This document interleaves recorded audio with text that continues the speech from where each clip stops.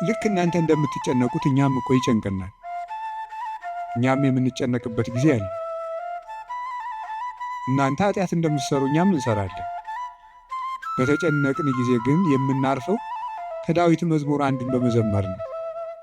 እንዲያውም እናንተ ጥሩዎች ናችሁ፣ እድለኞች ናችሁ። እናንተ ቢጨንቃችሁ ወደ አንድ ቄስ ሄዳችሁ ትናዘዛላችሁ። ቄስ ሲጨንቀው ግን ወደ ማን ይሄዳል? ጳጳሱ ቢጨንቃቸው ከፓትርያርኩ ይሄዳሉ። ፓትርያርኩ ቢጨንቃቸው የት ይሄዳሉ? በወንበር መቀመጥ ዕዳ ነው። አባት መሆን ሌላውን አጽናንቶ ራስ መጽናኛ ደግሞ ይቸግራል። የዛን ጊዜ መጽናኛ የቅዱስ ዳዊት መዝሙር ነው። መናገር እፈልጋለሁ። እሱ ምንድን ነው?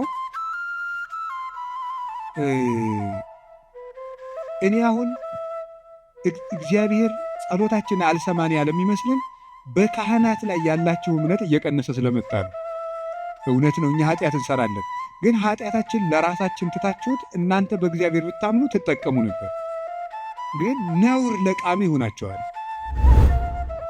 የሚያድን አምባ እግዚአብሔር አምባዬ ነው፣ ተጠግቼ የማልፍበት የሚያድን አምባዬ እግዚአብሔር።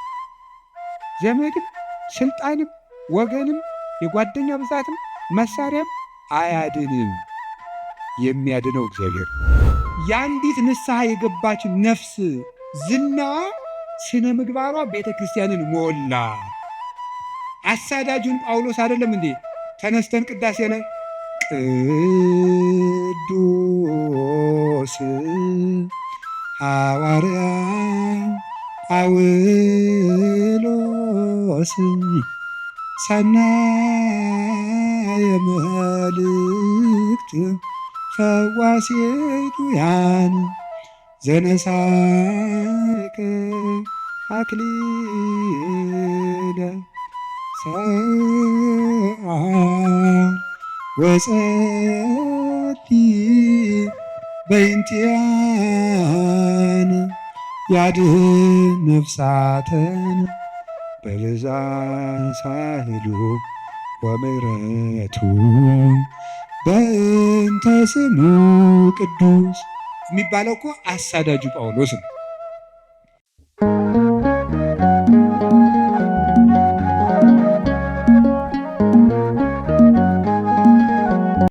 አፈቅረከ እግዚኦ በኃይሌ ጉልበቴ ሆይ እወድሃለሁ በሚል ርዕስ ነው የምንማማረው። የቅዱስ ዳዊት መዝሙር 17 ቁጥር 1 ላይ የምናገኘው ኃይለ ቃል ነው። እስኪ ሁላችሁም አቤቱ ጉልበቴ ሆይ እወድሃለሁ በሉ። ደግማችሁ በሉ። አቤቱ ጉልበቴ ሆይ እወድሃለሁ በሉ።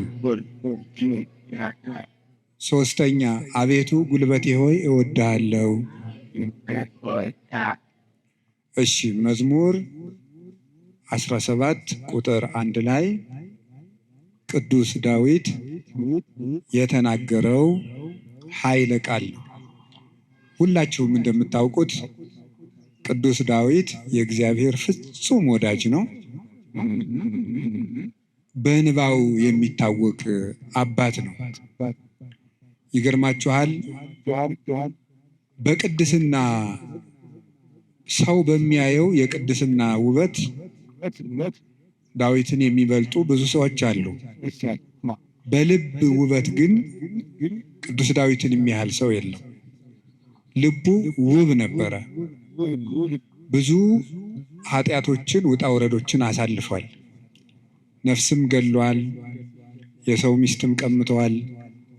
ብዙ ኃጢአቶችን ሰርቷል። ልቡ ግን እግዚአብሔርን የሚፈልግ በእግዚአብሔር ፍቅር የተነደፈ እግዚአብሔር የሚጠማውና የሚርበው ሰው ነበር። ጌታችን ኢየሱስ ክርስቶስ በማቴዎስ ወንጌል ምዕራፍ 5 ላይ ሲናገር ብፁዓን እለ ይርህቡ በእንተ ጽድቅ፣ ስለ ጽድቅ የሚራቡና የሚጠሙ ሰዎች ንዑዳን ክቡራን ናቸው ብሎ ተናግሯል። ስለ ጽድቅ የሚራቡ ንዑዳን ክቡራን ናቸው። ይህንን ብዙ ትርጉም ያለው ሲሆን ጽድቅ የሚርባቸው ሰዎች ንዑዳን ክቡራን ናቸው ብለው ይተረጉሙታል አባቶቻችን። ብዙ ትርጉም አለው ስለ ጽድቅ የሚራቡ የሚለው። ካለ እንጀራቸው ቆርሰው አጉርሰው፣ ካለ ልብሳቸው ቀደው አልብሰው መንግሥተ ሰማያትን ለመዋጀት እነሱ ጦም እያደሩ ለወንድማቸው ለእህታቸው ረሃብ ቤዛ የሚሆኑ እነዚህ ንዑዳን ክቡራን ናቸው፣ ብፁዓን ናቸው። ሰውነታቸውን ለመግታት ቀንሰው ከፍለው በመመገብ እየጾሙ የሚራቡ ንዑዳን ክቡራን ናቸው። የእግዚአብሔርን ቃል እማር አስተምር ብለው የሚራቡ የሚጠሙ ንዑዳን ክቡራን ናቸው። ስለ መንግሥተ ሰማያት ብለው የሚራቡ የሚጠሙ ብፁዓን ናቸው። ከኃጢአት ውሃ የሚጠሙም ንዑዳን ክቡራን ናቸው። ከኃጢአት እንጀራ የተራቡም ከዚያ ነፃ የሆነ ሰውነት ያላቸው ንዑዳን ክቡራን ናቸው። የመጨረሻው ግን ጽድቅ ራሱ የሚርባቸው ሰዎች ንዑዳን ክቡራን ናቸው። ጽድቅ የሚርባቸው ሰዎች ንዑዳን ክቡራን ናቸው። አንድ ሰው በደህና ሰንብቶ ምግብ አልበላም የሚል ከሆነ በእርግጥ ሰውየው እንደታመመ በዚያ እንጠረጥራለን። አሞት የሰነበተ ሰው ደግሞ ምግብ አቅምሱኝ ማለት ሲጀምር እየዳነ እንደሆነ በዚህ እንረዳለን። ጽድቅ የሚርበው ሰው ነፍሱ ጤነኛ ናት። እግዚአብሔር የሚርበው፣ ቃለ እግዚአብሔር የሚርበው፣ ማስቀደስ የሚርበው፣ ኪዳን ማድረስ የሚርበው፣ መጸለይ ግዴታ ሆኖበት ሳይሆን ርቦት የሚጸልይ፣ ጠምቶት የሚጸልይ፣ እግዚአብሔርን ፊቱን የማየት ረሃብ ያለበት፣ የእግዚአብሔርን ፊት የማየት ጥማት ያለበት እሱ ብፁዕ ነው ማለቱ ነበር ጌታ። እንዲህ ያለች ነፍስ ካላቸው ቅዱሳን ውስጥ የመጀመሪያውን ቦታ የሚወስደው ቅዱስ ዳዊት ነው። እግዚአብሔር የሚርበው ሰው ነበር። እንዲህ ብሎ እንደተናገረ ሐሰስኩ ገጸከ ገጸ ዚአከ አሐሰስ እግዚኦ ኢትሚት ገጸከ እምኔ። አቤቱ ፊትህን እሻለሁ፣ አቤቱ ፊትህን ከኔ አትመልስ። አቤቱ ፊትህን እፈልጋለሁ፣ ከባሪያህም ተቆጥተህ አትራቅ። ኃጢአቴ ክፉ ቢሆንም እንኳን በኃጢአቴ ተቆጥተህ አትራቀኝ፣ ፈጣሪ ቸል አትበለኝ እያለ የእግዚአብሔር ፊት ይርበው ነበር። ወከመ ያፈቅር ኃየል ሀበ አንቅዕተ ማያት ከማሁ ታፈቅር ነፍሴ ሀበ እግዚአብሔር አምላኬ። ዋልያ ወደ ውሃ እንደሚናፍቅ ሰውነቴ እግዚአብሔርን ተጠማች። ሲሳዬ ኮነኒ አንብዕየ፣ የፈጣሪን ፊት ያለው ብዬ የማለቅሰው እንባዬም ምግብ ሆነኝ። ወተሐውከት እማት ዓይኔ ይላል በሌላው፣ ዓይኖቼ ያንተን ፍርድ ከመፍራትና ፍቅርህን ከመፈለግ የተነሳ እንደተቆጡት ልጅ ብክን ብክን አሉ። ወአራስኩ ምስካቤ ወበአንበዬ አራስኩ ምስካቤ፣ በእንባዬም አልጋዬን ምንጣፌን አረሰዋለሁ ያለ ይናገራል። በሌላኛው የመዝሙር ክፍሉ ደግሞ አምላኬ አምላኬ እገይስ ሀቤከ፣ ፈጣሪ ሁልጊዜ በእግረ ልቡና ወደ አንተ ገሰግሳለሁ። ጸማት ነፍሴ ለከ፣ ሰውነቴ አንተን ተጠማች። ማይዜ እበጽሕ ወእሬይ ገጾ ለአምላኬ፣ ደርሼ የፈጣሪን ፊት የማየው መቼ ነው ይላል። እስከ ማይዜኑ እግዚኦ ትረስዓኒ ለግሙራ፣ አቤቱ ፈጣሪ እስከ መቼ ትዘነጋኛለህ? ደክማ አዕይንቴ እንዘ ይብላ ማይዜ ትመጽእ ሀቤ፣ ዓይኖቼ መቼ ወደ እኔ ትመጣለህ እያሉ አንተን በመጠባበቅ ፈዘዙ፣ ደከሙ። ማይዝ የትመጽእ ሀቤ፣ ወደ እኔ የምትመጣ መቼ ነው? ወአሐውር በየዋህተ ልቤ ማእከለ ቤቴ፣ አንተን በመጠበቅ በልቡና ቅንነት ጸንቼ እጠብቅሃለሁ። እግዚአብሔር እድል ፈንታዬ ጽዋ ተርታዬ ነው። ያለ እግዚአብሔር ምግቡ፣ እግዚአብሔር ልብሱ፣ እግዚአብሔር መጠጡ ነበር። ፈጣሪ ወበምስካበየኒ እዜከረከ፣ ሳንቀላፋም አንተን እያሰብኩ አንቀላፋለሁ፣ በመኝታዬም አስብሃለሁ። ፈጣሪ አንተ ብከ ተገደፍኩ እማሕፀን፣ በእናቴ ማሕፀን በአንተ አምኜ ተጣልኩኝ። አንተ አምላኬ እምከርሰ አምላኬ፣ ፈጣሪ በእናቴ ማሕፀን ሳለሁ አንተ አምላኬ ነህ። እናቴ የበላችው ተጭኖ የጠጣቸው አንዝዞ እንዳይገለኝ የጠበቅከኝ፣ ከእናቴ ማሕፀን ጀምሮ አባቴና እናቴ የእውነተኛ ረዳቴ መጠጊያዬ አንተ እግዚአብሔር ነህ። እግዚአብሔር ብርሃኔና መድኃኒቴ ነው። እግዚአብሔር ያበርሊተ፣ እግዚአብሔር ብርሃኔ መድኃኒቴ ነው። ምን ያስፈራኛል? እግዚአብሔር ምእመና ለሕይወቴ ወምንትኑ ያደነግጸኒ፣ እግዚአብሔር የሕይወቴ መታመኛዋ ነው። ምን ያስደነግጠኛል? እመኒ ሮዱኒ ጸባይት ወመኒ ጸባአኒ ተአይን እየፈራሃኒ ልቤ፣ ሀገር ተነስቶ በእኔ ላይ ቢከበኝ ልቤ አይደነግጥብኝም፣ በእግዚአብሔር እታመናለሁ እና። ወምስካየ ውእቱ አምላኩ ለያዕቆብ፣ የያዕቆብ ፈጣሪ መጠጊያችን ነው። ወበእንተ ዘይንፈርህ ለማድለቅለቀት ምድር ወለመኒ ፈለሱ አድባር ውስተ ልበ ባሕር። ስለዚህ ተራሮች እየተነሱ ወደ ባህር ልብ ቢወረወሩ እግዚአብሔር መጠጊያችን ነውና አንፈራም። ያለ እግዚአብሔርን የቀመሰ ሰው ነበር ቅዱስ ዳዊት። ጣዕሙን ቅረቡ ሀቤሁ ያበርለክሙ፣ ወደ እሱ ቅረቡ ብርሃነ ረድኤቱን ያበራላችኋል። ጣዕሙ ታይምሩ ከመሄር እግዚአብሔር፣ እግዚአብሔር ፍጹም ቸር እንደሆነ ቅመሱ። እግዚአብሔርን ከመውደዱ የተነሳ ቅዱስ ዳዊት አሐተ ሰአልክዎ ለእግዚአብሔር፣ እግዚአብሔርን አንዲት ነገር ለመልኩት ወኪሐስስ፣ እሷንም እሻለሁ። እግዚአብሔርን ደስ የሚያሰኘውን ነገር አውቅ ዘንድ በቤተ መቅደሱም አገለግለው ዘንድ። ቅዱስ ዳዊት እግዚአብሔርን ከመውደዱ የተነሳ ለእግዚአብሔር ልጅ ብቻ ሳይሆን ጉድፉን ወመጣልን ሳይቀር ይወድ ነበር። ጥቀ ፍቁር አብያቲከ እግዚኦ እግዚእ ኃያላን፣ ተፈሳሐት ነፍሴ በአፍቅሮ አይጻዳቲከ። የኃያላን መላእክት ፈጣሪ እግዚአብሔር ሆይ ማደሪያዎችህ ቤተ መቅደሶችህ እንደምን የተወደዱ ናቸው። ሰውነቴ ቤተ መቅደስን በመውደድ ደስ አላት።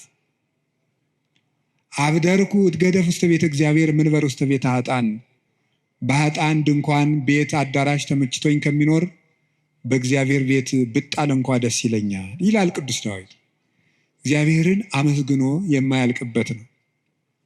በተስፋ ባሕቲትከ አኅደርከኒ፣ በአንተ አለኝታ አንተ ብቻ ባለኝታ አሳደርከኝ።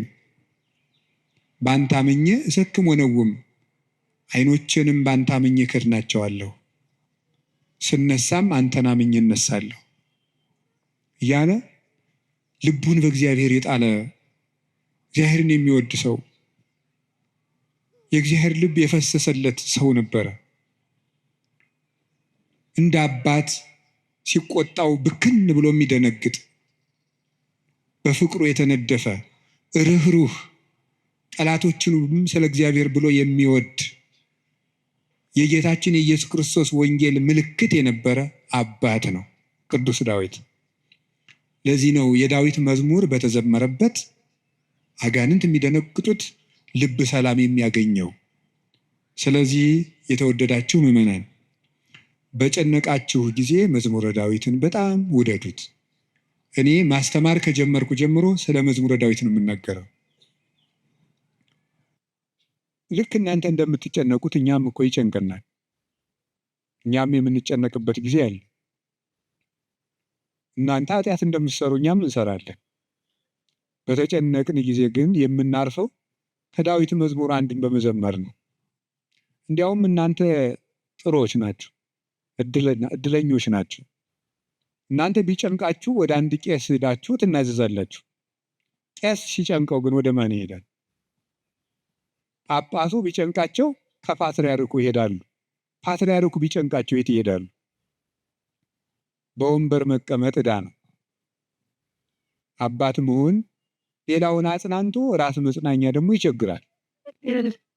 የዛን ጊዜ መጽናኛ የቅዱስ ዳዊት መዝሙር ነው እና ያልሆነ ሰው ስልክ ቢደውልላችሁ ማለት ሰው ስልክ ደውሎ ቢያስፈራራችሁ፣ ሰው በስልክ ቢሰድባችሁ፣ ያመናችሁት ቢከዳችሁ፣ አደጋ ወደ እናንተ እየመጣ እንደሆነ ብትሰሙ ከዳዊት መዝሙር አንድ አውጥታችሁ አንብቡ።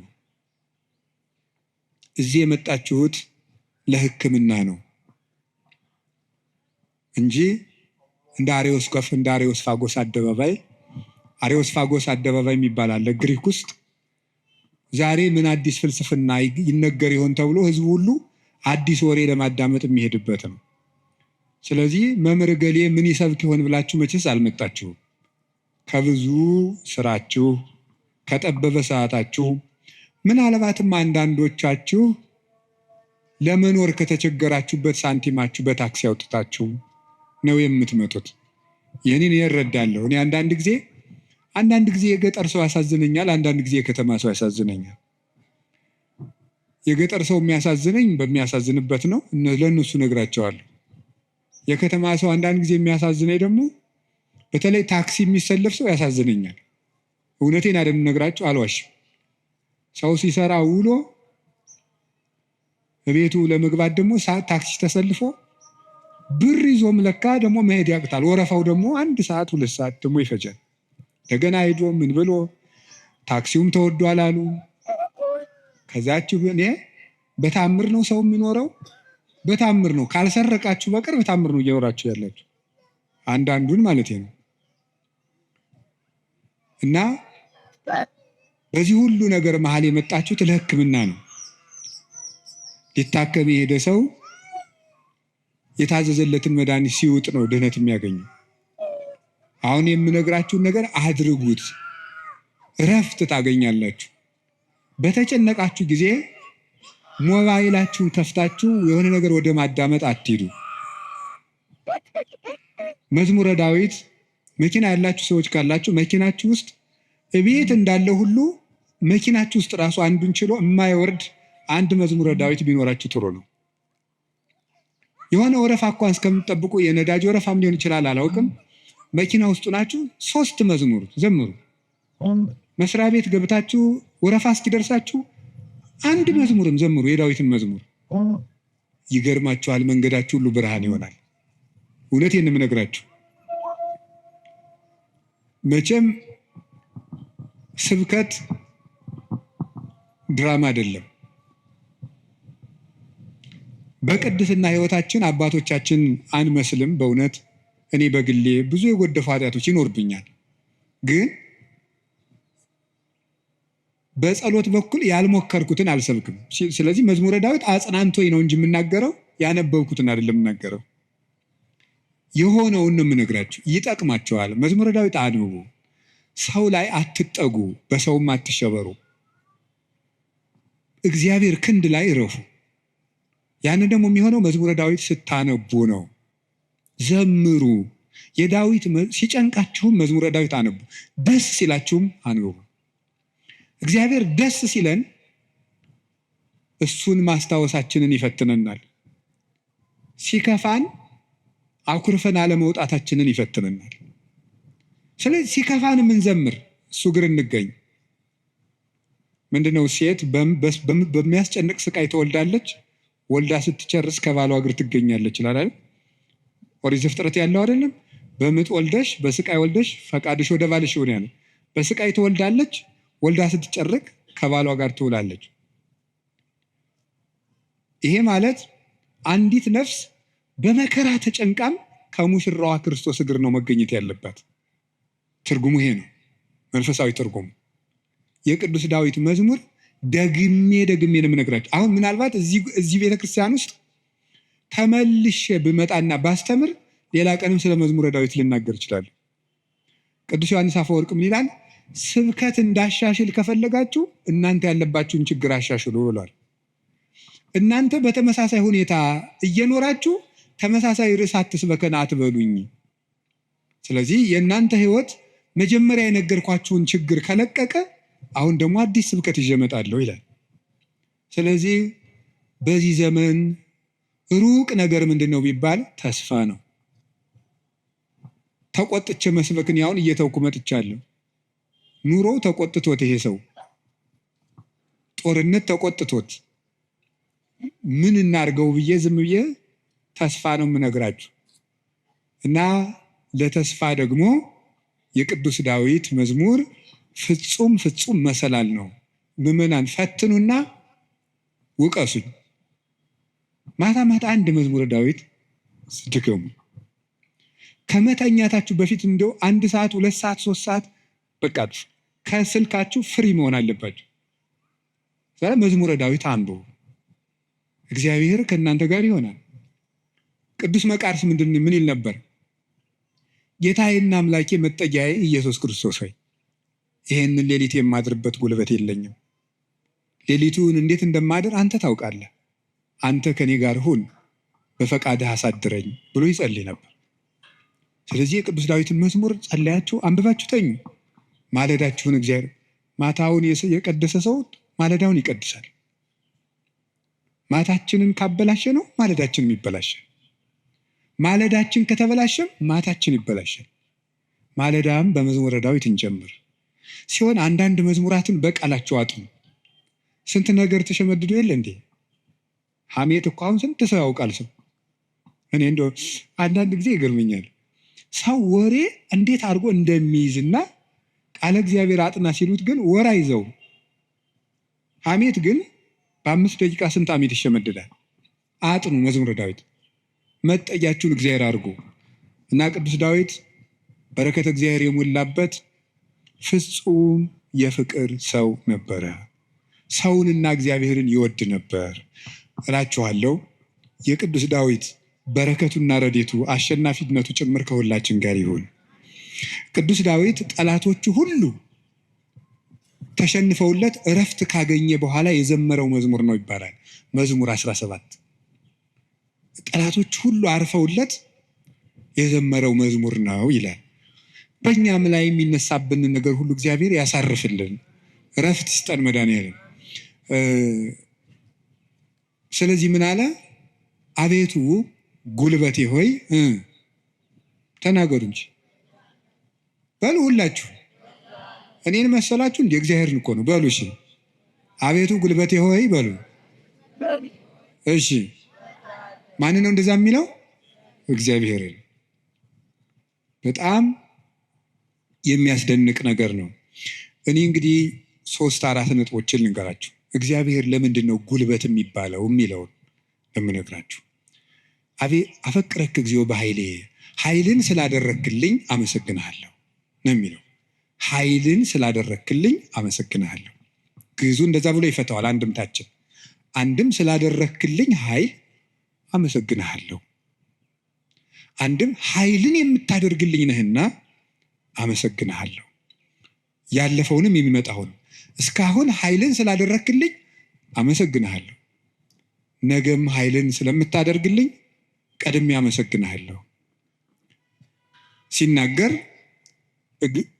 እግዚአብሔር ኃይሌ ወፀወኔ ወመዳኔ፣ እግዚአብሔር ኃይሌ፣ እግዚአብሔር መጠጊያዬ፣ እግዚአብሔር መድኃኒቴ ነው ይላል። እግዚአብሔር ኃይሌ ነው፣ እግዚአብሔር መጠጊያዬ አምባዬ ነው፣ እግዚአብሔር መድኃኒቴ ነው።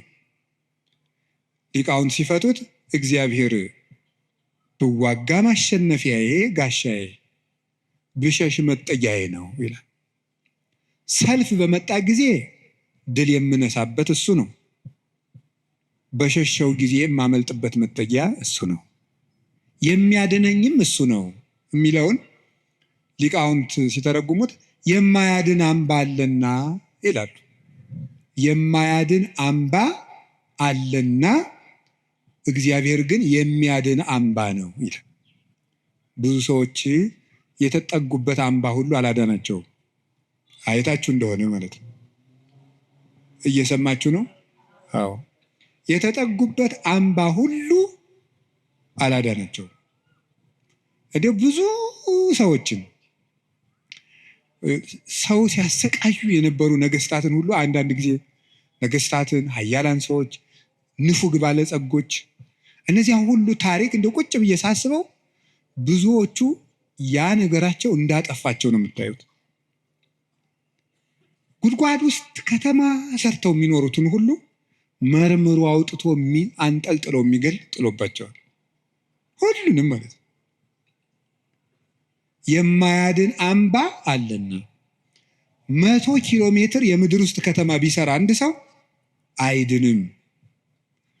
እግዚአብሔር ፊት ከሆነ ግን መሀል ላይ እዚህ መሀል ከተማ ላይ ምንም አይሆንም። በህዝብ መሀል ተሰውሮ ምንም አይሆንም።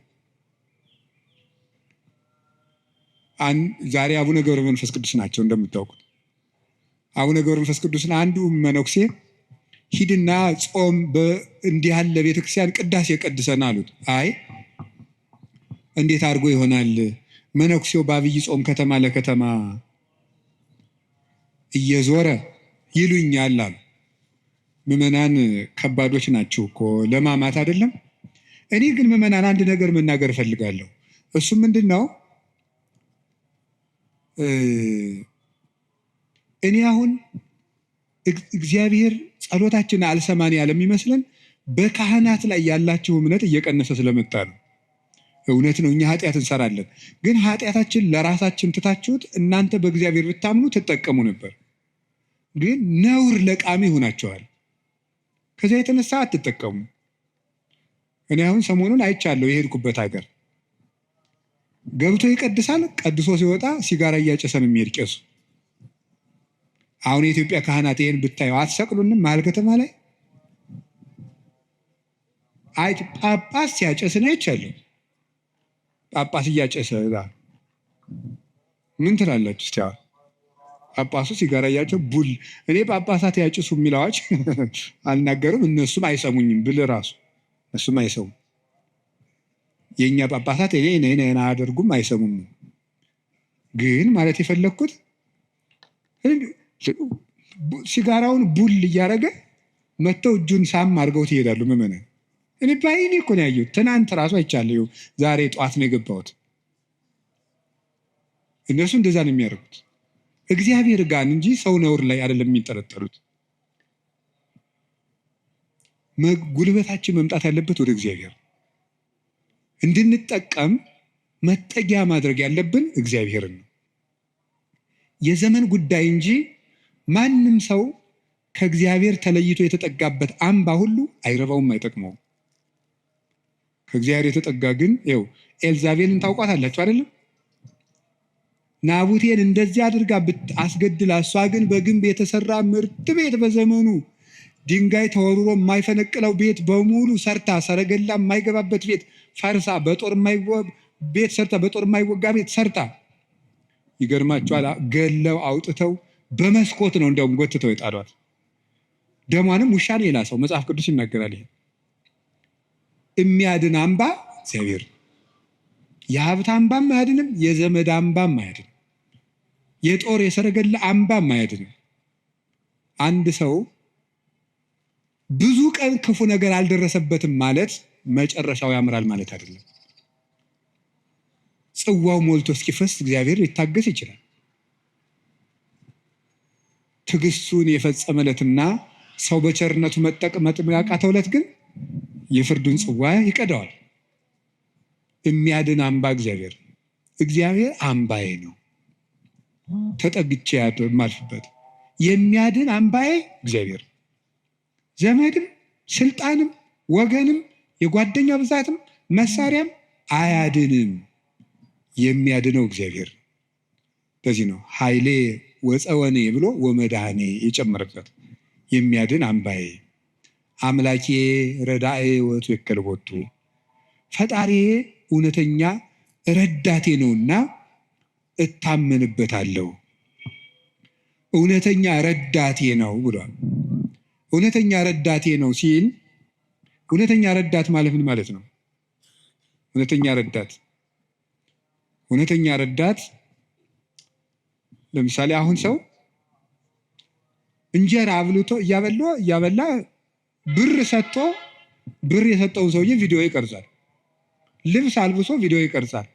አሁን ደግሞ በእነዚያ ሰዎች ላይም አትፍረዱ።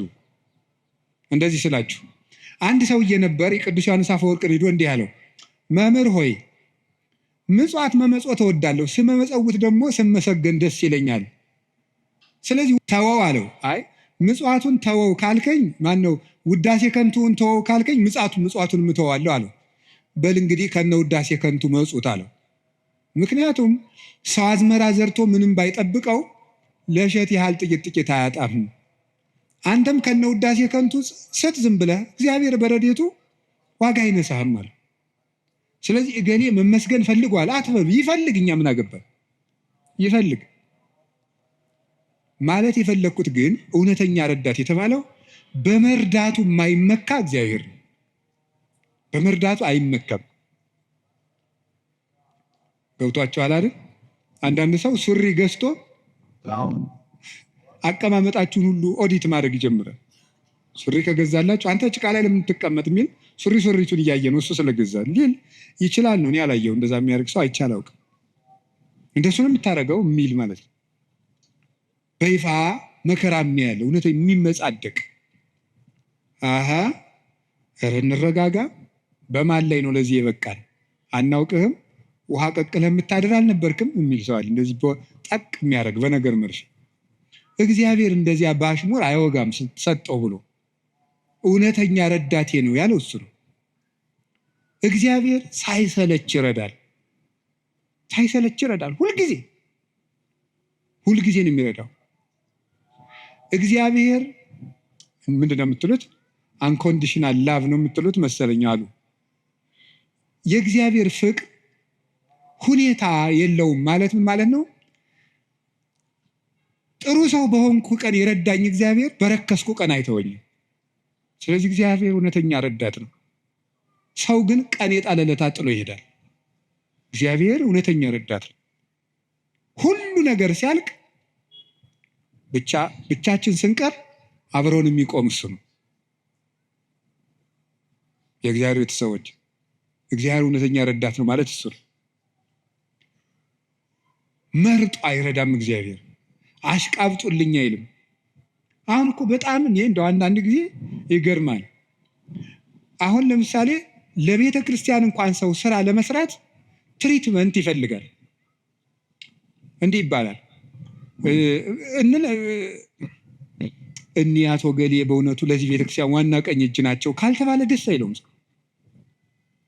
ይሁን እኔ እንግዲህ እዚህ የዚህን ደብር አላልኩም፣ ኦል ኦቨር ዘ ወርልድ ነው።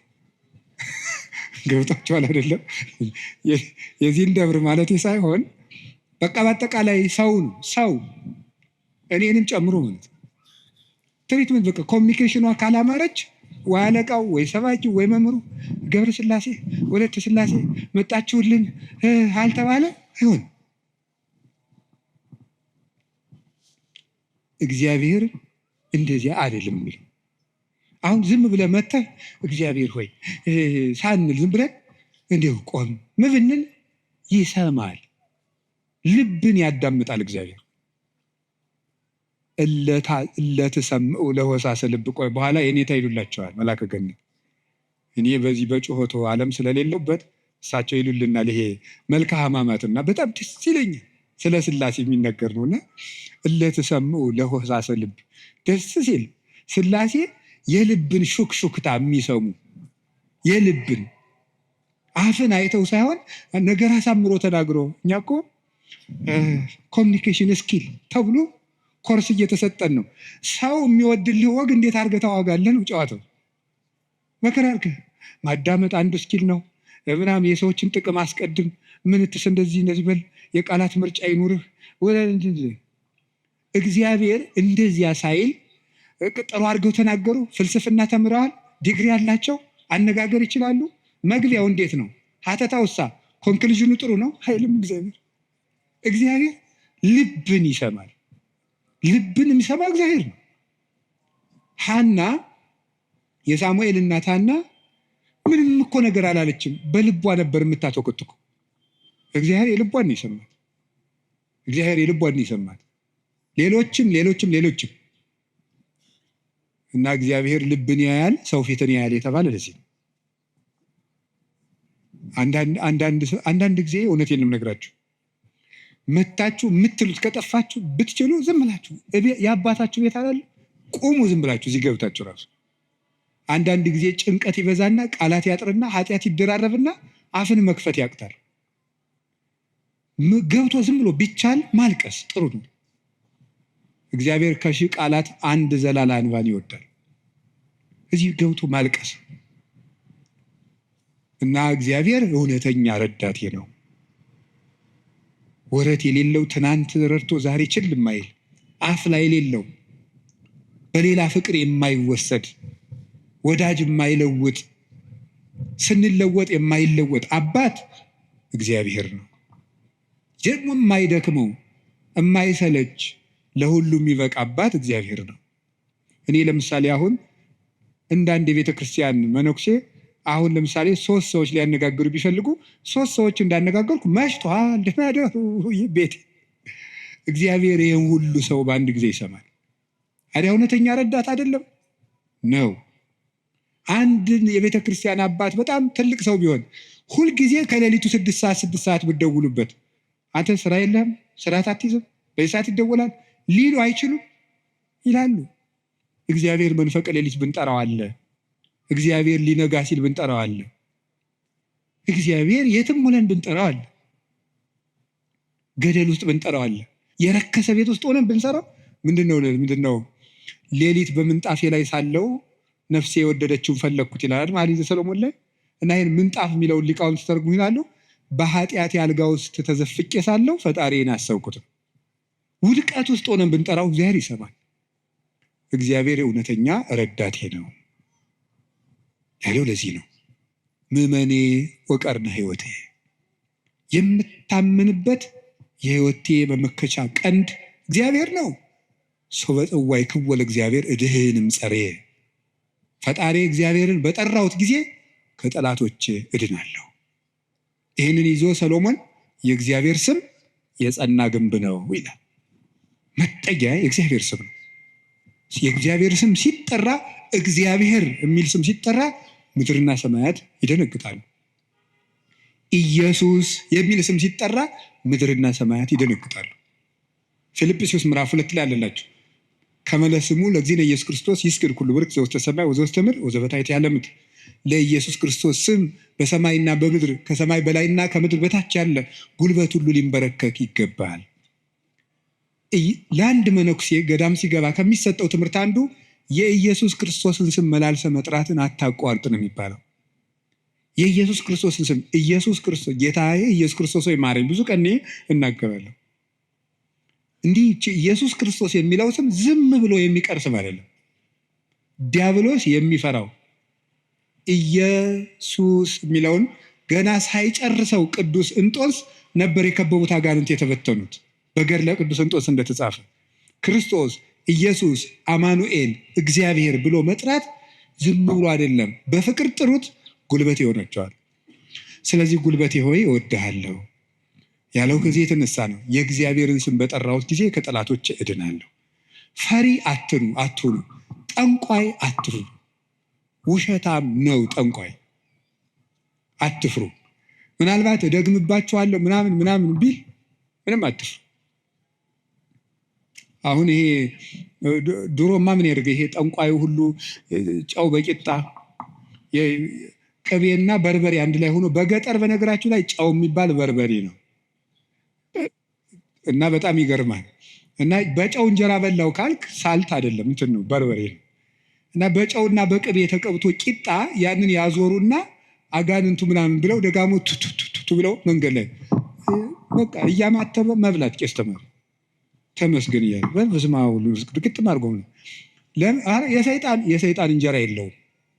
ማን አባቱ ነው ለሰይጣን እንጀራ የሰጠው? ይክርፋት አምዳ ምንም የለው ማምላክን። ሰይጣን ደግሞ የት አባቱ ነው እንጀራ ያለው? ደግሞ መቼ የቆፈረውን መቼ የፈጠረውን እንጀራ ነው። እንጀራን ለሰይጣን አትስጡ፣ ምንም ለምንም አትስጡ። አትደንግዱ። በእስራኤል ላይ ጥንቆላ በያዕቆብ ላይ ሟርት አይሰራም አይደለም ነው የእግዚአብሔር መጽሐፍ። እንደዚህ ደግሞ የእግዚአብሔር ስም የጸና ግንብ ነው። እኔ ሁልጊዜ እናገራለሁ፣ የካህናት ስልጣን አሰጥም እናገራለሁ። ምናልባት ድግምት የሚችል ሰው ካለ ጀግና እለዋለሁ፣ ይድገምብኝ ብዬ አውቃለሁ። አሁንም ይቻላል። እንደ ወንድ የሆነ ጀግና በዓለም አለ የተባለ ጠንቋይ ይድገምብኝ ብዬ አውቃለሁ። ይኸው አሁንም የምትሰሙ ካላችሁ ድገሙብኝ። እኔ በጌታችን በመድኃኒታችን በኢየሱስ ክርስቶስ ስም ፍጹም አምናለሁ። ምግባሬ ከሰው ድሃ ልሆን ይችላል። በክርስቶስ ስም ግን ቀልድ የለም። ስሙን በስመ አብ ወወልድ ወመንፈስ ቅዱስ በጠራሁት ጊዜ ውዬ ባድር አንዳች እንደማይዞረኝ አምናለሁ። እውነቴን ልነግራችሁ። አሁን እኔ ሰው በጫማ ይደገምበታል በምናምን ይችላል። እኔ ጫማዬን ትቼው ነው የምመጣው፣ ውጭ ትቼው ነው የምገባው። መድገም ይቻላል። 400 ምንም አልሆንም። እናቱ ድንግል ማርያም ለእኔ መጠጊያዬ ናት። በእናትነቱ ምንም ቢሆን ከእሷ አቅፍ እጠጋለሁ። እንደዛ ከሆነ ደግሞ ምንም ሊሆን አልችልም። ስለዚህ አባ ጊዮርጊስ የተናገረው ሁልጊዜ የምወደው ቃል አለ። ለመኮነ ሰማይ መድሄ ወምድርኒ ማይረፀ እመተጣበቁ ለሐሪጾቴ ምንተ እንከ ይረስዩኒ ለማ አንቲ ምስሌ። ሰማይ መጅ ምድር ወፍጮ ሆነው አጣብቀው ቢፈጭኝ አንቺ ከኔ ጋር ከሆንሽ ምን እሆናለሁ? ኦግዝቴ ቅድስት ድንግል ማርያም ዘበብራይስጢ ማርያም፣ በብራይስጢ ማርያም የምትባይ እመቤቴ ቅድስት ድንግል ማርያም ሆይ ለመወልድኪ አፍቅረኒ መኑ ይጸልአኒ። ልጅሽ ከወደደኝ ማን ይጠላኛል? ፀሐይ ይሴብሐኒ ወወር ይባርከኒ ወከዋክብት ይቀድሱኒ። ልጅሽ ከወደደኝ ፀሐይ ይዘምርልኛል፣ ጨረቃም ያመሰግነኛል፣ ከዋክብት ይዘምሩልኛል። በእኔ ላይ ማንም በጠላትነት መነሳት አይችልም ይላል አባ ጊዮርጊስ። ልጅሽ ከጠላኝ ግን ማን ይወደኛል? ሰውን ልላችሁ የፈለግኩት ፈሪ አትኑ። ጠንቋዩን ይሄ ምናምን ውሸታውን እንደዚህ የሚለውን አትስሙት።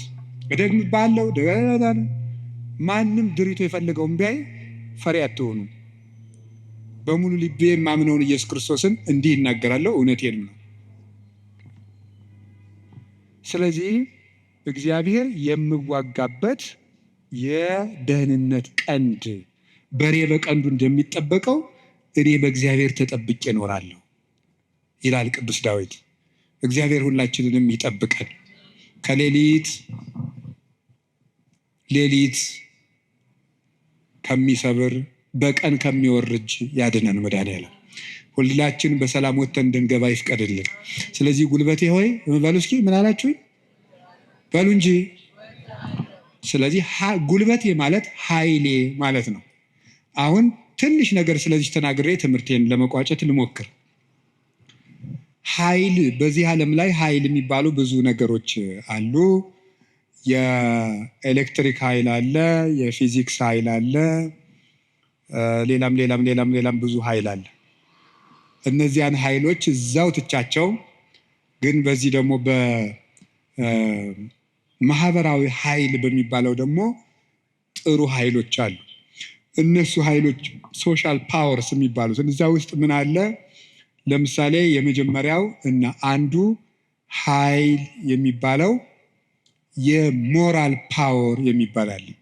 ሞራል ፓወር ማለት የስነ ምግባር ኃይል ማለት ነው። የስነ ምግባር ኃይል የሚባለው ሁለት ይከፈላል። የመጀመሪያው አርአያነት ይባላል። አርአያነት ብዙ ከሚናገር አንድ ድርጊት ያለው ሰው ዓለምን ይመልሳል። እንግዲህ በዚህ በፔዳጎጂ ትምህርት አዲስ አበባ ዩኒቨርሲቲ ያሳተመው አንድ መጽሐፍ ላይ እኔም አንብቤያለሁ። ሰዎች በመማር ማስተማር ሂደት ውስጥ መጀመሪያ የሚያስታውሱት ያዩትን ነው። መጀመሪያ ያዩትን ነው። መስማት መጨረሻ ላይ ነው። ወይም በተግባር አራቱን ባስቀምጠላችሁ ሰው የሚያስታውሰው መጀመሪያ ያደረገውን ነው፣ ቀጥሎ የተናገረውን ነው፣ ሶስተኛ ያየውን ነው፣ አራተኛ የመጨረሻ ደረጃ የሚወጣው ሰው የሚያስታውሰው የሰማውን ነው። ከዝቅተኛ ወደ ከፍተኛ በወስዳችሁ ደግሞ ሰው የሚያስታውሰው የሰማውን ነው። በዝቅተኛ ደረጃ የሚያስታውሰው የሰማውን ነው። ቀጥሎ ከሰማው ይልቅ ያየውን አይረሳም። ካየው ይልቅ የተናገረውን አይረሳም። ከተናገረው ይልቅ ያደረገውን አይረሳም የሰው ልጅ። ስለዚህ ሰውን ብዙ ከምትነግረው አሳየውን። አርአያነት ገዢ ነው እና በዓለም ላይ ትልቅ ተጽዕኖ አሳዳሪ ሀያላን ሰዎች የሚባሉት የሚያደርጉ ሰዎች ናቸው። በአርአያነት የሚያደርጉ የሚያስገድዱ ሰዎች ለጥቂት ቀን ሰው ፈርቶ ያገለግላቸዋል። አርአያ የሚሆኑ ሰዎች ግን የሰውን ልብ ሳይዋጉ ይገዛሉ ይባላል። አርአያ የሚሆኑ ሰዎች ዓለሙ ሁሉ ለምሳሌ አንድ ነገር እንገራችሁ። ቅዱስ እንጦንስን ታውቁታላችሁ አይደለ? ቅዱስ እንጦንስ ግብፅ ሲገባ አንድ መነኩሴ ነው። አሁን በኢትዮጵያ ብቻ ስንት 2000-3000 ገዳማት አይኖር? ኢትዮጵያ ብቻ ለምሳሌ እኔ የምኖርበት ገዳም ብቻ 300 መነኩሴ አለ። ስለዚህ ምን ማለት ነው? ተመልከታችሁ። አንድ እንጦንስ አልተዋጋም። የፈላስፎች የንግግር ጥበብ የለውም። ስብከት አልሰበከም። በኑሮው ግን የግሪክ ፈላስፎችን ሁሉ ወደ በረሃ እየጠራ መነኩሴ ያደረጋቸው። የአርአያነት ኃይል ከንግግር ኃይልም ከጦርነት ኃይልም ይበልጣል ይባላል። በዛውም እንግዲህ ቢሮ የምትሰሩ ሰዎች ካላችሁ ሰውን ከምትቀጡት ይልቅ አርአያ ብትሆኑት ሰው ሁሉ ይገዛላችኋል። ሰዓት የማታከብሪ ወዮልሽ፣ ሰዓት የማታከብር ወዮልህ ከማለት እርስዎ ሰዓት ቢያከብሩ ሰው ሁሉ ሰዓት ያከብራል እንደ ማለት ያለ ነው። አንድ ሁለተኛ ደግሞ ሪኒዋል ፓወር የሚባለው የመታደስ ኃይል ነው፣ ወይም የንስሐ ኃይል ነው። ኃይል የሚባለው ንስሐ ገብቶ የመለወጥ ኃይል። ከክፋት የተመለሱ ሰዎች በዓለም ላይ ተጽዕኖ የማሳደር ኃይል አላቸው። ለምሳሌ ቅዱስ ጳውሎስ ምንድን ነው የሚለው? ዘአነ ቀዳሚሆሙ ለኃጥአን አይደል የሚለው? እኔ መጀመሪያቸው የምሆን ኃጥአንን ከኔ ጀምሮ የእግዚአብሔር ፈቃድ ለሰዎች ሁሉ እንዲድኑ ነው ነበር ያለው። ስለዚህ ንስሐ የገቡ ሰዎች በዓለም ላይ ተጽዕኖ ይፈጥራሉ። ቅዱስ ጳውሎስ የመጀመሪያው፣ ቅዱስ ጴጥሮስ፣ ማርያም ግብፃዊት፣ ሙሴ ጸሊም የግብፅ ገዳማትን በሙሉ መዓዛው በሙሉ ያወዳል። ቅዱስ ዳዊት የንስሐ ሰው ነው። ሰሎሞን የንስሐ ሰው ነው። ንስሐ የገቡ ሰዎች ኃይል አላቸው። እግዚአብሔር እንዲያውም እንደተነሳ ያህል የሚወደው የለም። በሉቃስ ወንጌል ምዕራፍ 15 እንደተጻፈ ካልበደሉ ጻድቃን ከ99 ነገደ መላእክት ይልቅ ንስሐ በሚገባ አንድ ኃጢአተኛ በሰማይ መላእክት ደስታ ይደረጋል ተብሎ እንደተጻፈ። ስለዚህ ንስሐ ኃይል አለው።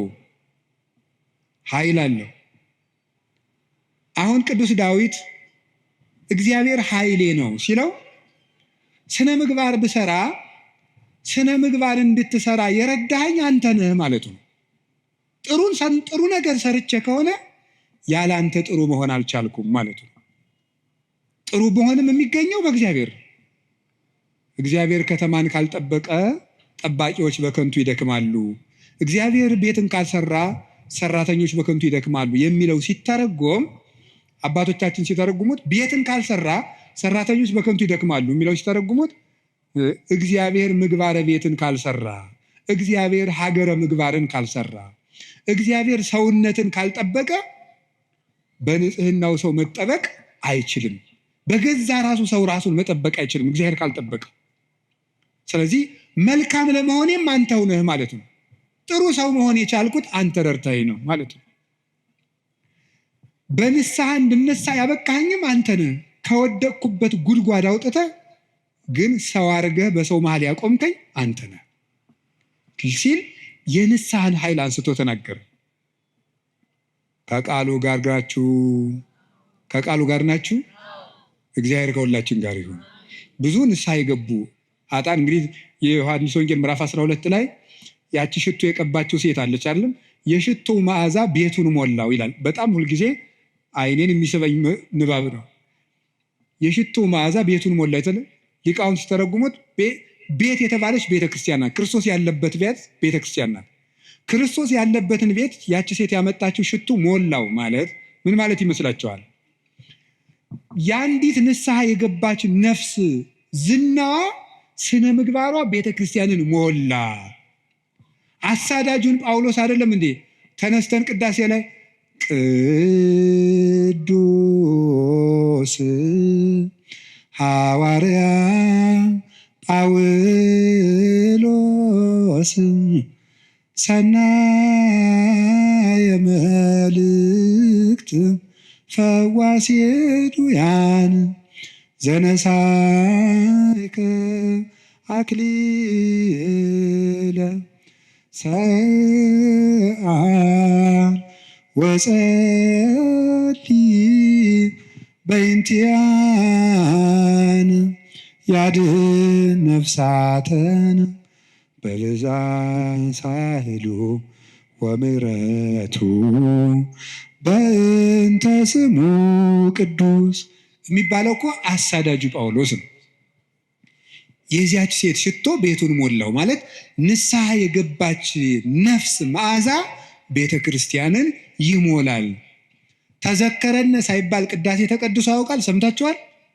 አለ ይቀደሳል ነው አትሰሙ? ተዘከረነ ሳይባል ቅዳሴ ያልቃል? ስለዚህ የዚህ ወንበዴ መዓዛ ቤተክርስቲያንን አልሞላትም? ሞልቷታል።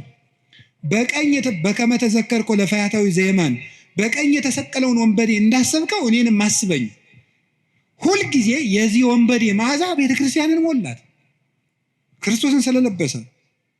አዲያ ወንበዴን መልሶ በቤተ ክርስቲያን ዓመት ሙሉ ስሙ እንዲጠራ ላደረገ አምላክ አቤቱ ጉልበቴ ሆይ ንገሩኝ እወድሃለሁ መባል ይገባዋል።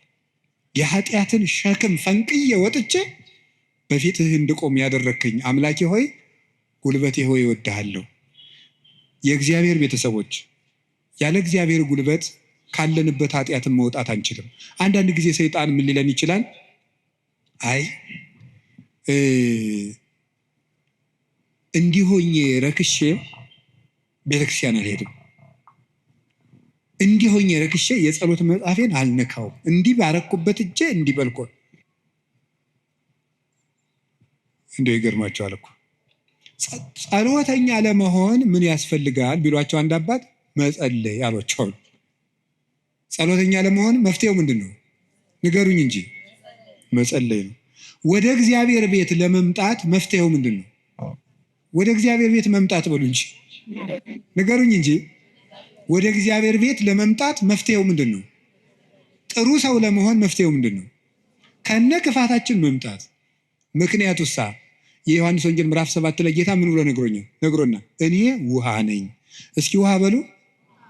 የተጠማ ቢኖር ወደ እኔ ይምጣ ሲል እኔ ምንድን ነኝ ማለቱ ነው።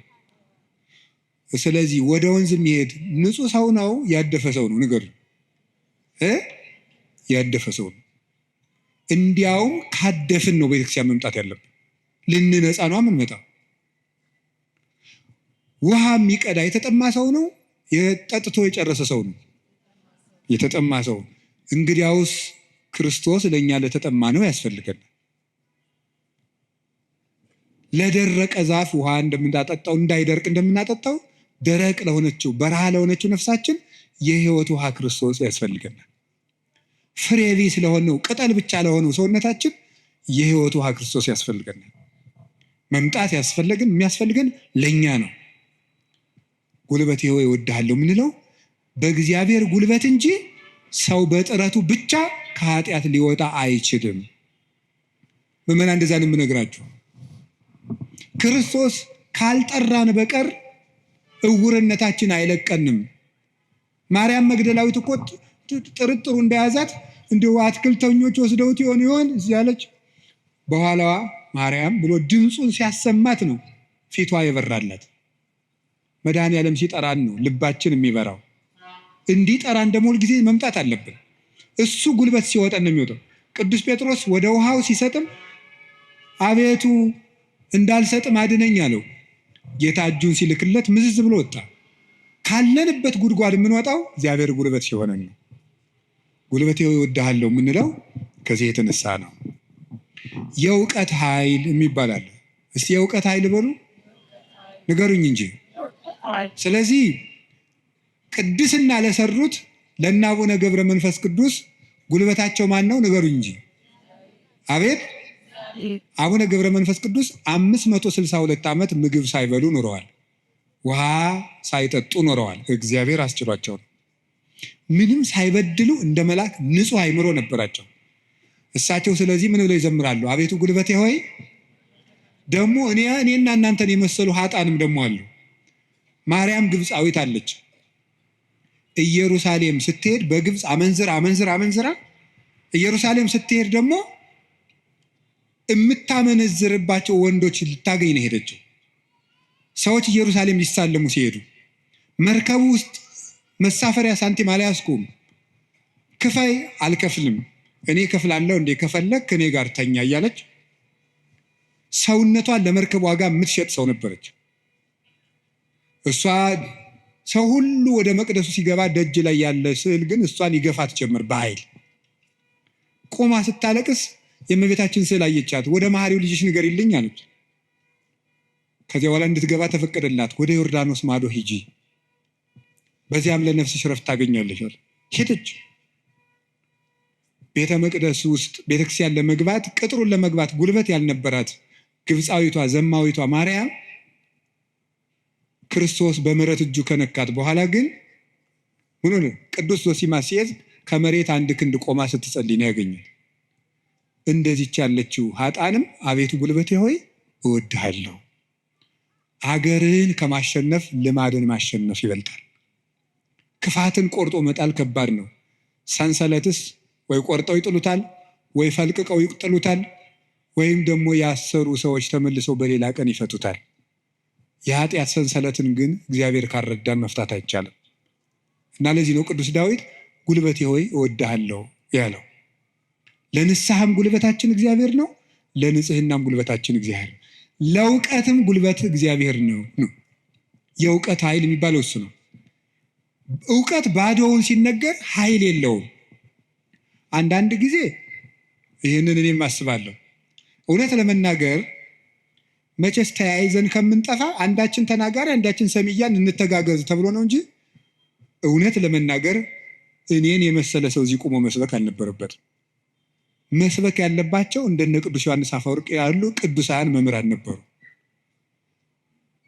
ፍጹም አባት ነበር መስበክ የነበረበት። ቅዱስ ባስልዮስ ዘቂሳርያ ሲያስተምር ከአንደበቱ የሚወጣው የእግዚአብሔር ቃል እንደ እሳት ላንቃ እየተቆረጠ በምዕመናን ትከሻ ላይ ሲያርፍ ይታይ ነበር ይላል። ቃሉ ከመነገሩ የሰሚዎቹ መለወጥ ይቀድማል። ይሄ የእውቀት ኃይል ነው። እውቀት ኃይል የሚያገኘው አብዝተው ስላጠኑት ብቻ ሳይሆን እግዚአብሔር አብሮ ሲቆም ነው። እና እውነቴን ልንገራችሁ፣ አብዝታችሁ ጸልዩልን፣ ቆመን እንዳናበላሽ እንዳንጠፋም የምንናገረው ኃይልም እየመጣ በእናንተ ላይ እንዲለውጥ ብቻችን እንዳንቆም እግዚአብሔር አብሮን እንዲቆም የእውቀት ኃይል የሚባለው እሱ ነው። ቅዱስ ጎርጎሪዎስ ዘኑሲስ የኑሲሱ ጳጳስ ጎርጎሪዎስ ሀገረ ስብከት ላይ ሲመደብ ጥቂት ክርስቲያኖችና ብዙ እምነት የሌላቸው ነው የነበሩት። እሱ ካስተማረ በኋላ ደግሞ የማያምኑት ቁጥር የቀድሞዎቹ የክርስቲያኖችን ቁጥር አክሎ ክርስቲያኖች ደግሞ የቀድሞዎችን ኢአማንያን ያህል በዝተው ነበር ይባላል። ብቻውን ሙሉ አውሮፓን የለወጠው ኃይለ መንፈስ ቅዱስ ያደረበት ብቻውን አንድ ጳውሎስ ነበር ክርስቲያን ያደረገው መጀመሪያ። ለዚህ ነበር የመንፈስ ቅዱስን ኃይል በመግለጥ እንጂ በቃላት ማባበል አላስተማርኳችሁም ይላል ቅዱስ ጳውሎስ። ጆሮአችሁ ይሰማል?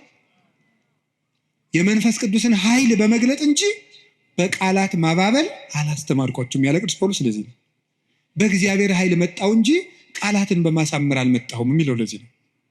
ኃይል እግዚአብሔር ለእውቀት ያስፈልገዋል። ብቻቸውን ሀገር የሆኑ ሰዎች አሉ፣ ከእውቀታቸው ላይ እግዚአብሔር ቆሞበት።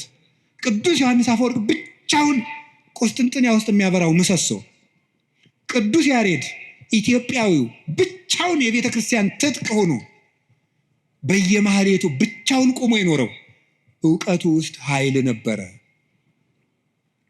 አንቀጸ ብርሃንን እኮ አክሱም ጽዮን ውስጥ ገብቶ ሲጸልይ ቅዱስ ያሬድ ከመሬት አንድ ክንድ አፈፍ ብሎ ቆሞ ነበር።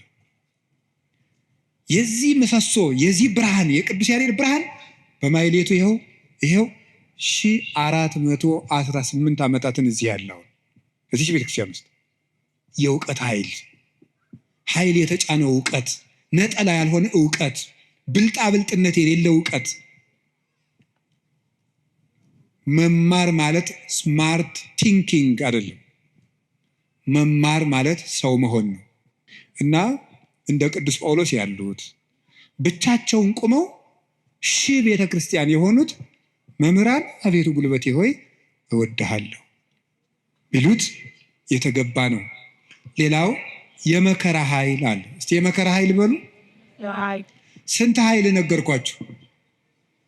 ምንድን? አይ ተመስገን እንደው በሉ። እሺ የሥነ ምግባር ኃይል በሉ። ሌላስ? የእውቀት ኃይል። ሌላስ? አቤት የመከራ ኃይል። እሺ የሥነ ምግባር ኃይል።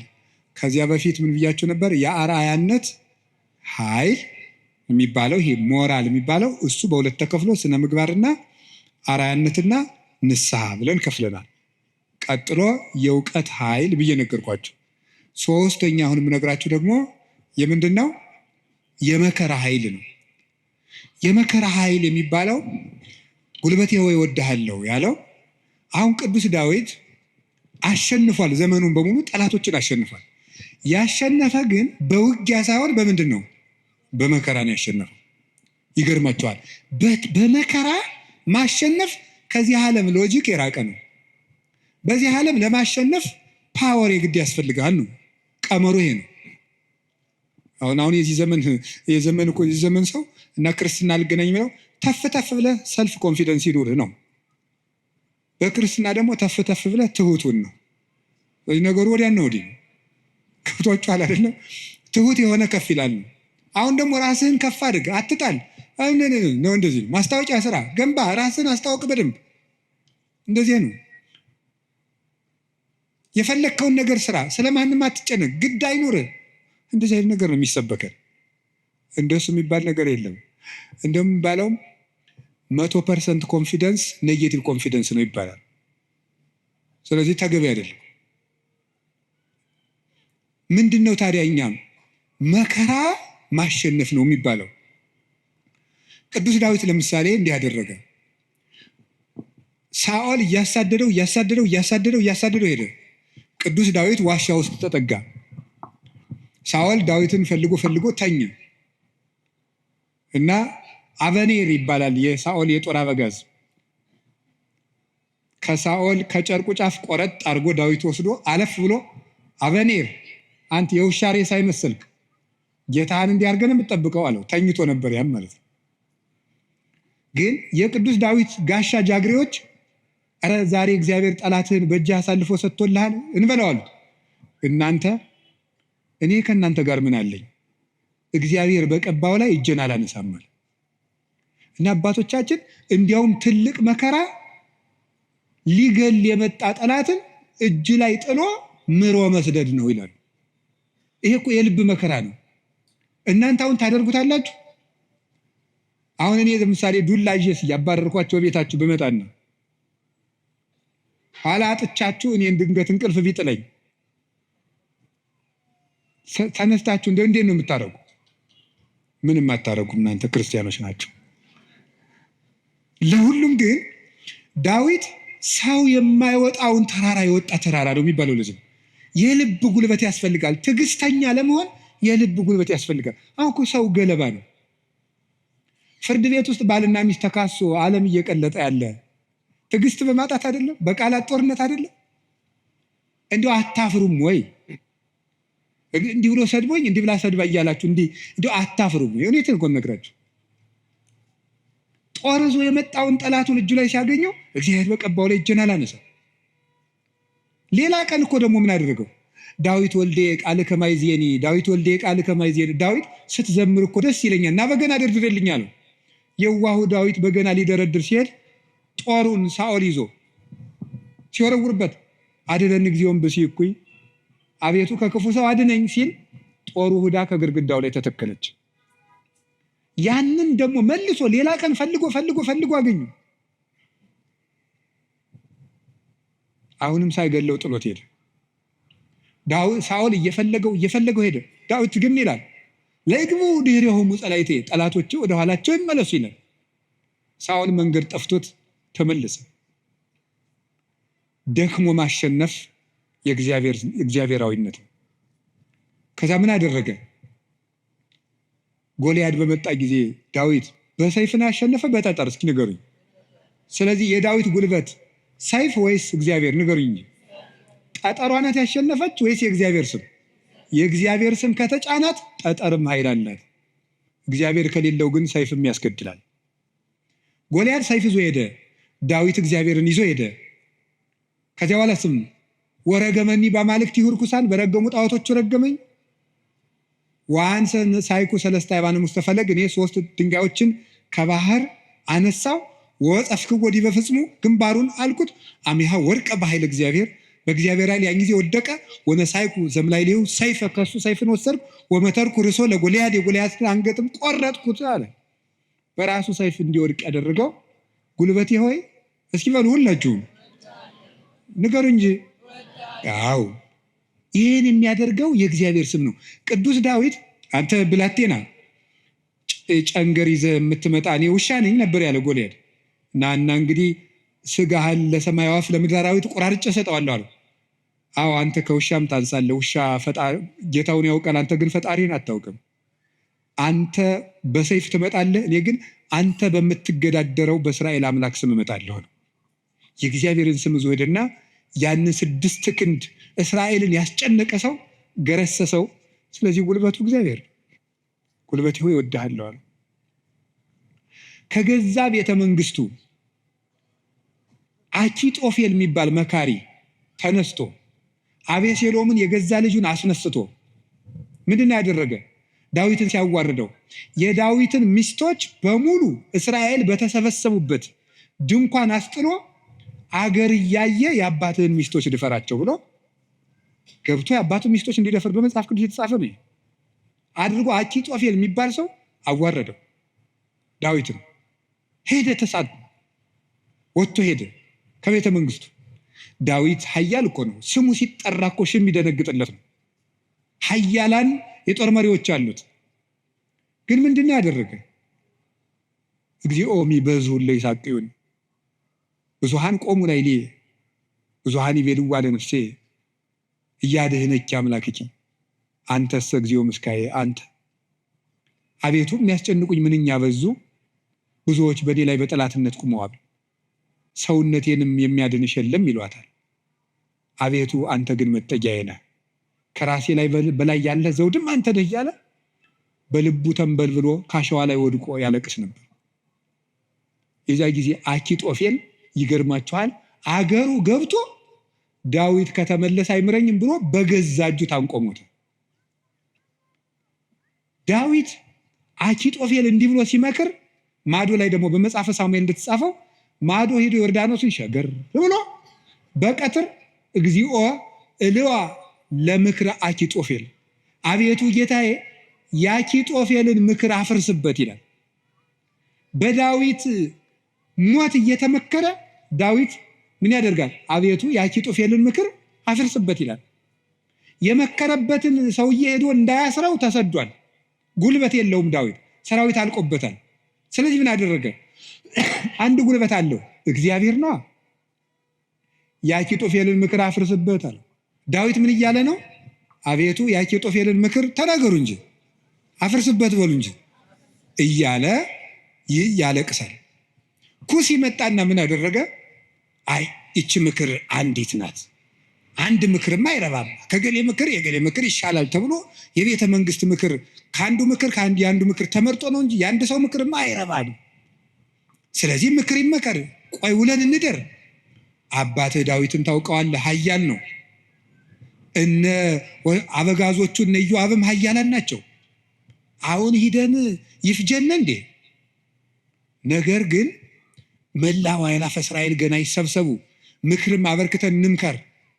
ከዚያ በኋላ ህዝቡን ከሰበሰብን በኋላ ዳዊትን ከተራራ ላይ ያገኘነው እንደሆነ አውርደን ከውሃው እንመጠብጠዋለን። ሜዳ ላይ ያገኘነው እንደሆነ እንደ በረዶ እንወርድበታለን። ይሄ ነው እንጂ አሁንም ሄደን እንፈጅ ብለህ ነው አለው።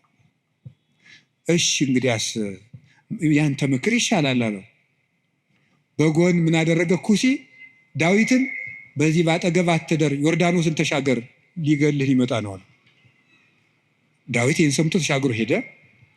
ከዚህ በኋላ ምን አደረገ? ተሻግሮ ከሄደም በኋላ አቤሴሎም እሱ አባቱን ተከትሎ ሊገል በሰረገላ ሆኖ በጫካው ውስጥ እያሰገረ ፈረስ ሲሄድ ፀጉሩን አሳድጎ ስለነበረ ፀጉሩ ከዛፍ ላይ ተንጠለጠለና ሞተ። ዳዊት ግን ፈረስ ላይ አልወጣ፣ ምክር አላማከረ። አቤቱ የአኪጦፌልን ምክር አፍርስበት እንዳለ የክፎችን ምክር አፍርሶ ዳዊትን ስለታደገው አቤቱ ጉልበቴ ሆይ ሙሉት እናንተ እወድሃለሁ ያለው ስለዚህ ነው። እግዚአብሔርን መውደድ እንዲህ ያለ ጉልበት ይሰጣል። ሲሰድበው እንኳን ሳሚ ወልደጌራ የሚባል አንተ የውሻ ሬሳ ሳይመስልክ፣ መቼም ሰው የዚህ ዘመንም ሰው እንኳን እንደዛ ሳይመስል አይቀርም። አሽቃባጭነት ይበዛዋል። ማለት ምን ማለት ነው? ሁላችሁንም አይደለም፣ እነማንም እንደሆንም አላውቅም። ዞሮ ዞሮ ግን ባለስልጣንን ሲሻር መሳደብ እናውቅበታለን ነው ለማለት የፈለግኩት። ሲሾም ትንፍሽ የለም። ሲሻር ስለ አፄ ኃይለ ሥላሴ ነውር የሚወራው በደርግ ዘመን ነው። ስለ ደርግ ዘመን የሚወራው ቀጥሎ ባለው ነው። ቀጥሎ ስላለው የሚወራው ቀጥሎ ባለው ነው። ነገ ደግሞ የሚወራው ምን እንደሆነ ያላውቅም። ስለዚህ ልላቸው የፈለግኩት ምንድን ነው፣ ቀን ሲጥለው ጎበዝ ሰውን የተሾመም ቢሻር ያጣም ቢያገኝ ከእውነት ጋር ቁሙ እንጂ ሰውን ቀንጥሎታል ብላችሁ አትሾም። እንዲሁ ለስጋም ተመልሶ ሊመጣ ይችላል። አጉል ነው፣ ተመልሶ ሊሾም ይችላል። ለነፍስ ግን ሰውን ቀንጥለው ምን ይላል ሰሎሞን? ቀን የሚያመጣውን አታውቅምና በጠላት ውድቀት ደስ አይበልህ ይላል። ስለዚህ ሳሚ የሚባለው አንተ የውሻ ሬሳ የመሰልክ ጭንጋፍ አለው ዳዊትን ያህል ጌታ። ያን ከፍ ያለ ሰማይ እነ አቢሳ የሚባለው የእህቱ ልጅ ይሄ የውሻ ሬሳ የመሰለ አንገቱን ልቁረጠው አለ። ተው እግዚአብሔር ሰደበው ብሎት ነው አለ። እግዚአብሔር ስደበው ብሎት ነው። ይህ ስድብ የሚያመጣውን ዋጋ አታውቅም አለው። ዳዊትም ጠላቶቹ ሁሉ ጠፍተው መልሰው ዘመኑ ተመልሶለት ቤተ መንግስቱ ገብቶ ፈጣሪውን አገልግሎ ዘመነ ቅዱሳንን ተጉዞ የእግዚአብሔርን እረፍት አረፈ።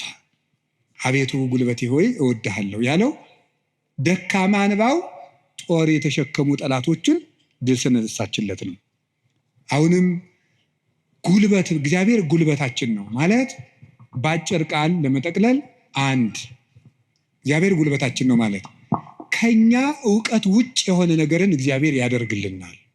አንድ ከኛ እውቀት ውጭ የሆነ ነገር፣ ለምሳሌ አንድ ሰው ትዝ ይለኛል፣ እናቱ ታመው እንደ የሰማህ እንደሆነ እንዳትቀየመኝ ያደራል ጸበል ይጠመቁ ስንለው በጣም የተማረ ሰው ነው። በጣም ቆይ ጸበሉን የውሃው አይነት ከደማቸው ጋር ማች እንደማድረግና ለማድረጉን መመርመር አለብን። ትንሽ ፈገግ ያሰኛል። እና ይሄ ፈጽሞ አሁን አንዳንድም የከተማ እናቶች ሊቃጣቸው ጀምሮ ነበር አሉት። ክርስትና ሲያስነሱ ውሃ በፌርሙዝ አሙቀው አምጥተው በዚህ አጥመቁልኝ። ይሄ ቀልድ ይመስላል በእውነቱ ማለት ነው። እና ቆይ ክርስትና ሲነሳ ልጄን ይበርደዋል ብላችሁ ታስባላችሁ? እናቶች እንደዛ ካሰባችሁ ሞታችኋል በሉት። ሰውም አይደላችሁ። ክርስቶስን እየለበሰ እኮ ነው። እንዴት ይበርደዋል? ሰው ሲጠመቅ ክርስቶስን ነው የሚለብሰው። ገላትያ ምዕራፍ 3 ላይ አለ የተጠመቃችሁ ሁሉ ክርስቶስን ለብሳችሁታል ማለት ነው። እና አንዳንድ ጊዜ እውቀታችን ጣልቃ ይገባና እቺ ዲግሪ ላይ አንዳንድ የተጠራቀመች ነገር ትረብሻለች፣ እምነትን ትረብሻለች። እሱን ተውትና እግዚአብሔር ከእውቀት በላይ ይሰራል። እስኪ በሉላችሁ፣ ከምን በላይ ይሰራል? ከእውቀት በላይ ይሰራል። ከኛ አቅም በላይ ያለው በእግዚአብሔር ይከናወናል። አቤቱ ጉልበቴ እወድሃለሁ የተባለው እሱ ነው። አንደኛ መጠጊያ ማለት ነው። ሁለተኛ እግዚአብሔር ከኔ አቅም በላይ የሆነውን ከተፈጥሮ ሕግ በላይ የሆነውን ነገር እሱ ይፈጽመዋል። ሶስተኛ ደግሞ የማረባ ሰው በሆንም እንኳን እግዚአብሔር እጁ ከያዘኝ ግን ትልቅ ሰው እሆናለሁ ማለት ነው። እግዚአብሔር ጉልበት ሲሆነው ውሃ ይገባና ምን ይሆናል? ጸበል። አፈር ይገባና ምን ይሆናል? እምነት። እግዚአብሔር ጉልበት ሲሰጣት የ15 ዓመት ልጅ ማንን መሸከም ትችላለች? ድንግል ማርያም እግዚአብሔርን ተሸከመችው። እግዚአብሔር ጉልበት ነው። እሱ ጉልበት ባይሆናን እሳትን ማን ይታቀፋል? ማንም። እግዚአብሔር ጉልበት ሲሆን እሱን እንኳን እንችለዋለን። ስለዚህ የእግዚአብሔር ቤተሰቦች በእግዚአብሔር በርቱ፣ እግዚአብሔርን ጉልበት አድርጉት። ሁላችንም በእግዚአብሔር እንመካ። ሁልጊዜ ጸልዩ። አንድ ነገር ብቻ ልናገር፣ ወደ እግዚአብሔር ለመሄድ ከየት ልጀምር ካላችሁኝ ጸልዩ። መንፈሳዊ ሕይወት ከየት ዛሬ ምናልባት ዛሬ ብቻ ቃለ እግዚአብሔር የምትሰሙ ሰዎችም ትኖራላችሁ። ዛሬ ድንገት የመጣ መጥቶ የማያውቅም ሊኖር ይችላል። መንፈሳዊ ሕይወት ከየት እንደሚጀምር ግራ ገብቶኛል ካላችሁ መንፈሳዊ ሕይወት መጽሐፍ ቅዱስ ሂድና አጥኑ ወይም እንደዚህ አድርጉ ወይም እንደዚህ አይደለም። መንፈሳዊ ሕይወት መጀመሪያ ከጸሎት ጀምሩ። በቃ ሌላ መጀመሪያ አባታችን ሆይ በቃ እሱም በሉ። ከዛ ቤተክርስቲያን ውስጥ ተሳተፉ፣ አስቀድሱ። ከዚያ በኋላ መጽሐፍ ቅዱስን በደንብ ተማሩ። እነዚህ ሶስቱ ሁልጊዜ የቤት ስራ እሰጣችኋለሁ፣ እኔም እናንተም ታደርጉታላችሁ። አሁን ዛሬ መልሼ ልሰጣችሁ ነው። ከዚህ በኋላ በሄድኩበት ሁሉ እናገራለሁ፣ ሰው ቢሰለችም ባይሰለችም። እንደ ከርቤ እስከምትመር ድረስ ተናገር ብሏል አንድ የቤተክርስቲያን አባት። እሺ፣ አንደኛው በቀን እንድታደርጉት ሁልጊዜ ነው የምነግራችሁ። እዚህ መድረክም ተናግሬያለሁ። አንደኛው በቀን አንድ ምዕራፍ መጽሐፍ ቅዱስ አንብቡ። ሁለተኛው በቀን ቤተክርስቲያን ሳትገቡ አትዋሉ። እንዲሁም ከዛሬ በኋላ በሰበኩበት ሁሉ ለመናገር ነው ቃል የምገባው፣ እግዚአብሔር ቢረዳኝ። እነዚህን 5 ነገሮች ሰው እስኪያደርጋቸው ድረስ ከቻልኩ እስከምሞት እናገራለሁ። እናንተም በጸሎት ካሰባችሁኝ እና ካስጨረሰኝ። ስለዚህ የመጀመሪያው አንድ ምዕራፍ መጽሐፍ ቅዱስ በቀን አንብቡ። ሁለተኛው ቤተክርስቲያን ሳትገቡ አትዋሉ። በቀን መግባት የማያስችል ተፈጥሯዊ ግዳጅ ከገጠማችሁ ደጅ ላይ ቆማችሁ ሄዱ። ሶስተኛው በሳምንት አንድ ቀን ቢያንስ አስቀድሱ። ውስጥ ገብታችሁ በሳምንት አንድ ቀን ቢያንስ ማለት ነው። አራተኛው ንስሐ ግቡ። ንስሐ ግቡ። ንስሐ እንዲያውም ምንድን ነው የምትባለው? ሌላኛይቱ ከእግዚአብሔር የተሰጠችን ልደት ናት ነበር። አንድ ልደት ከእናት አባት ተወልደናል። ሌላ ልደት ደግሞ በጥምቀት እንደገና እሷ ስትደበዝዝ ደግሞ እግዚአብሔር በንስሐ ልደትን ሰጠ። አዳም ከሔዋን እሱን የመሰለ ልጅ እንደወለደ ይላል አረጋዊ መንፈሳዊ የተባለ ሊቅ። አዳም ሔዋን ከምትባል ሚስቱ እሱን የመሰለ ልጅ እንደወለደ ክርስቶስ ከንስሐ ማህፀን እሱን የመሰሉ ልጆችን ይወልዳል። ደስ አይላችሁም? አዎ፣ እዚያ ንስሐ ማህፀን ውስጥ ገብተን እንደገና ክርስቶስን የመምሰል አባታችን እግዚአብሔርን የመምሰል እድል አለን። እሱ የመንፈስ ቅዱስ ጉልበት ስለሆነ ነው አቤቱ ጉልበቴ ሆይ እወድሃለሁ እንድንል የፈለግኩት። ንስሐ ግቡ። የመጨረሻው ጸልዩ። ሳትጸልዩ አትብሉ። ሳትጸልዩ እቤት አትውጡ። ብትችሉ ስግደት ስገዱ። ጥቂት ስገዱ። ትንሽ ከቻላችሁ 41 ካቃታችሁ 21 ካቃታችሁ 7 ካልሆነም 3። ይኸውላችሁ እኛ ለእግዚአብሔር ስንሰግድ ሰይጣን ከኛ እግር ይወድቃል። ሰው ለእግዚአብሔር ሲንበረከክ የሚያንበረክኩት ከእሱ ስር ይንበረከካሉ። ዳዊት ለእግዚአብሔር ይንበረከካል፣ እግዚአብሔር የዳዊትን ጠላቶች ለዳዊት ያንበረክካል። ቀመሩ ይሄ ነው። እኛ ለእግዚአብሔር እንንበረከክ፣ የሚያንበረክኩንን አጋንንት ደግሞ እግዚአብሔር ያንበረክካቸዋል። ሰው ለእግዚአብሔር ሲንበረከክ ትልቅ ነገር ነው። ስለዚህ ጥቂት ስግደት በቀን ስገዱ። ጸልዩ። ጸሎት አታቋርጡ። ለጸሎታችሁ ደግሞ ቀመር አታብጁለት። ምን ማለት ነው? ዛሬ ንጹህ ነኝ ልጸልይ፣ ዛሬ ረክሻለሁ አልጸልይም። በቃ ሁልጊዜ ዝም ብላችሁ ጸልዩ። ሁልጊዜ ጸልዩ። ይህን ያደረግን እንደሆነ እግዚአብሔር ጉልበት ይሆንናል። ልላችሁ ፈልጌ ነው። መድኃኔዓለም ለሁላችንም ጉልበት ይሁነን። የትንሣኤውን ብርሃን ለሀገራችን ያብራልን። የጨለመብንን ነገር ሁሉ በትንሣኤው ብርሃን ያርቅልን። ለተጨነቁ ሁሉ መድኃኔዓለም ሰላምን ይስጥልን። አቤቱ ጉልበቴ ሆይ እወድሃለሁ።